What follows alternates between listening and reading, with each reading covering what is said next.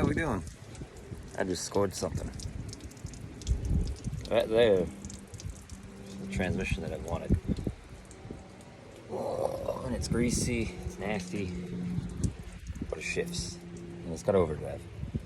And there is zero play on that input shaft. No play on this output shaft. The only bit of play is here. So I can rebuild the top of the shifter. But right now, we're degreasing it because it is nasty. Purple power, wire wheel, wire brushes, and a paint scraper. Prepare to get messy if you're gonna do this, because it's gonna go everywhere. But yeah, putting a 5-speed in it now. I can't believe I found one. I've been having so much hell trying to find just one that's not overpriced. They were around me. They were costing. They would cost $1,000 more than if I could buy it brand new or refurbished, I should say. People are trying to get $3,000 for these things in my area. And I got a call from my buddy yesterday. He's like, "Hey, is this what you need?" I was like, "Is it aluminum?" He's like, "I couldn't tell." It's aluminum. It's a 5-speed Zf5, close ratio diesel, external slave, which is really, really nice. And then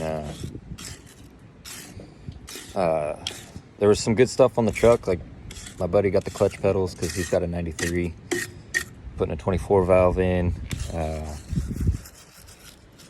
And then I picked up a trailer brake controller too, so I don't have to pay full price for one of those.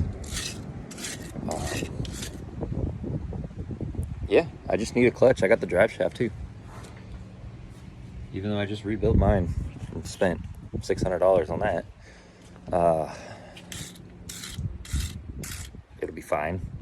I'm gonna end up selling T19 with the drive shaft that's with it as a swap for a truck like mine, because that's all you need is that forward section that goes to the carrier bearing. You won't need the shaft that goes to the rear axle. Sorry, I'm trying to process all this. I've been wanting this transmission for so long. Could never find it. Then all of a sudden, out of nowhere, it felt like he was like, "Hey, I found it." So I am beyond excited. I can't wait to get this installed. I need to get a clutch. Finally gonna put a new clutch in this thing. But yeah, truck did great. EGTs were 600-700 going down the highway.